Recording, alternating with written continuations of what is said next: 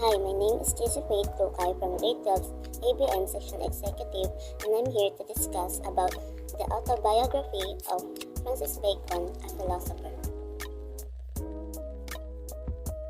Francis Bacon, a statesman and a philosopher, was born in London on January 22, 1561.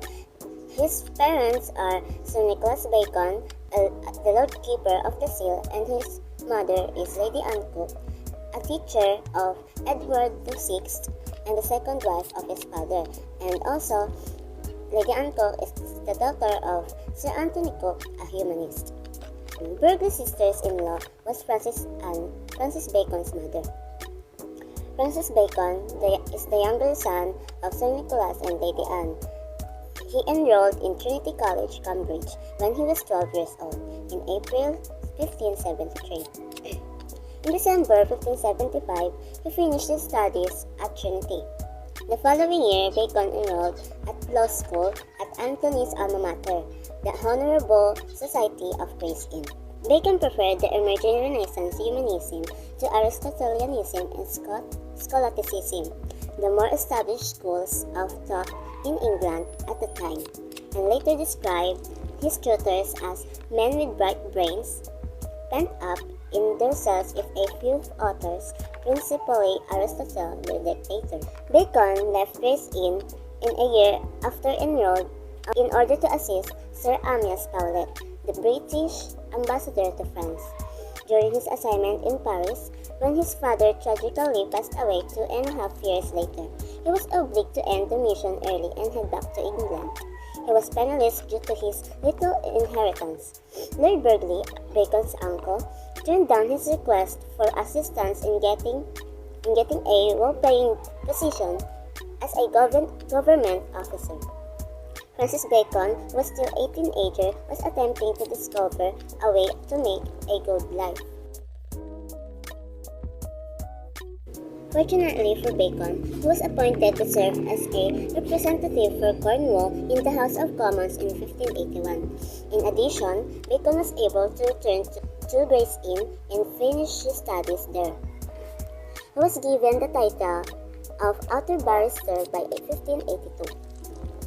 In 1584, Bacon wrote his first political letter, a letter of advice to Queen Elizabeth, which marked a significant turning point of his political career. Between the years 1584 and 1617, when Bacon was a member of Parliament, he was actively involved in politics, law, and royal court. Following James I's accession to the British throne in 1603, Bacon was knighted 3 years before he wed heiress Alice Barnham. He quickly advanced through the political and judicial systems, becoming Solicitor General in 1607 and Attorney General 6 years later. His professional success came in 1616, the year he was given the Privy Council invitation. He ascended to the same rank as his father, Lord Keeper of the Great Seal, in just 1 year. When he was elevated to the prestigious rank of Lord Chancellor, one of the highest political positions in England, in 1618, Bacon outdid his father's accomplishments. Bacon was appointed Viscount St. Albans in 1621. Bacon was suspected of taking bribes in 1621. The same year he was made Viscount St. Albans and was impeached by Parliament for corruption. Bacon was set up by his adversaries in Parliament and the court faction and was made the victim of the public outcry in order to shield the Duke of Buckingham. After confessing, Bacon was put trial and convicted. Fortunately, his sentence was lightened and his fine was waived despite the fact that he had been fined a whopping £40,000 and given a prison term in the Tower of London. At the expense of his reputation and his long-standing position in Parliament, Bacon was released after 4 days in jail. The controversy severely harmed a 60-year-old's health. Bacon stayed at St. Albans even after his political career failed. Now that he was retired, he could concentrate on philosophy of science. which was another of his interests. Bacon was resolved to change the way the natural philosophy was perceived from the moment he became an adult, with a focus on empirical scientific methods and methods that relied on concrete evidence, and while creating the foundation of applied research, he worked to establish a framework for the sciences. In contrast to Aristotle and Plato, Bacon's philosophy placed a strong emphasis on experimentation and interaction, leading to the commerce of the wind with things. Bacon's new scientific method involved gathering data, consciously analyzing it, and conducting experiments to observe nature's truth in a systematic way. He thought that if science was addressed in this way, it could be used to advance humankind. Bacon, more than any other man of his time, entertained the idea of the universe as a problem to be solved, examined, and meditated upon, rather than as an eternally fixed stage upon which man walked, according to his biographer Lauren Isley. Bacon himself believed that his empirical scientific method would spark a light in nature that would eventually disclose and bring into sight of all that is most hidden and obscure. In his letter of advice, Bacon made an effort to communicate his thoughts to Queen Elizabeth and his uncle Lord Burghley. When he was still a young adult, the two did not turn out to be amenable audience for Bacon's developing scientific worldview. Bacon did not establish himself as a respected philosopher of science until Book 1 of Novum Organum Scientiarum, which was published in 1620. Novum Organum is Latin for New Way. In Novum Organum, Bacon argues that the tables of investigation should come first, followed by the table of presence, which is a list of conditions under which the event being researched occurred.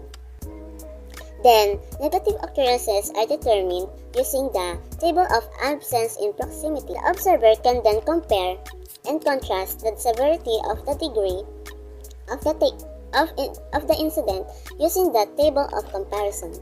Following the completion of these stages, the scientific observer must carry out a quick survey to determine the likely reason for the event. Bacon, however, did not stress the significance of testing one's theory, unlike an unusual hypothesis. Instead, he thought that observation and analysis were sufficient to produce a higher level of understanding, or ladder of assumptions, that inventive minds could utilize to arrive at higher level of comprehension. In his capacity as a lawyer and statesman, Bacon prepared court documents. A letter of advice to Queen Elizabeth, his first political letter, was written by him in 1584. To commemorate the anniversary of Queen's coronation in 1592, he composed a fun speech praising education. Bacon's first book, a collection of political articles, was published in 1597. In 1612 and 1625, the collection was later enlarged and reissued.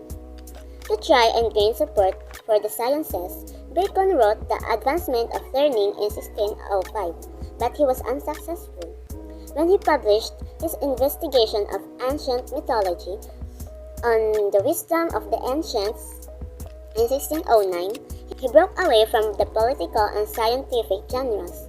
In 1620, Bacon wrote Novum Organum, which was part 2 of the Great Saturation, and continued writing about science. In addition to publishing Historia Ventorum and Historia Vitae et Mortis in 1622, Bacon also penned the history of Henry VII as a historical book for Prince Charles. He continued his argument for scientific reform in the Augmentis Scientiarum, which was published in 1623. His books, The New Atlantis and Apothegms, were printed in 1624. One of his final written works in Silvarium, which was published in 1627. All of Bacon's writing conveyed his goal to transform outdated systems, despite the fact that his corpus of work covered a pretty wide range of themes.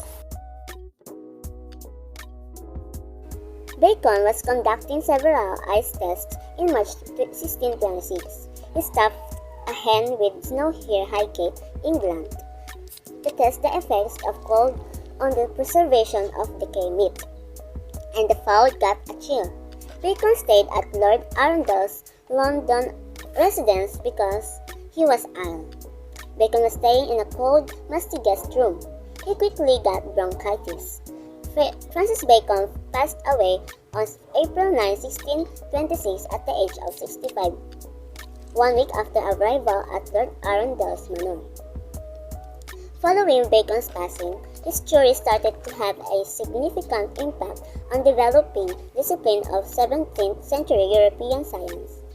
Bacon's idea of a cooperative research institution was carried out by British scientists in Robert Boyle's circle, often known as the Invisible College, who used it to create the Royal Society of London for Improving Natural Knowledge in 1662.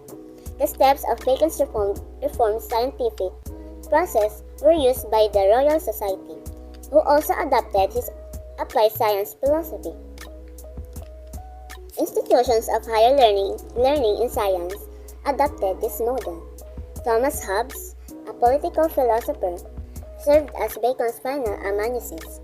Bacon's impact can also seen in the works of 18th century encyclopedians and inductive logicians David Hume and John Mill, as well as the founder of classic liberalism, John Locke. Bacon was a significant player in the development of scientific technique and natural philosophy during the English Renaissance. His influence is still felt today. He is mainly credited with establishing the new early modern period of human understanding because he promoted a structured system of learning with a humanization purpose in mind.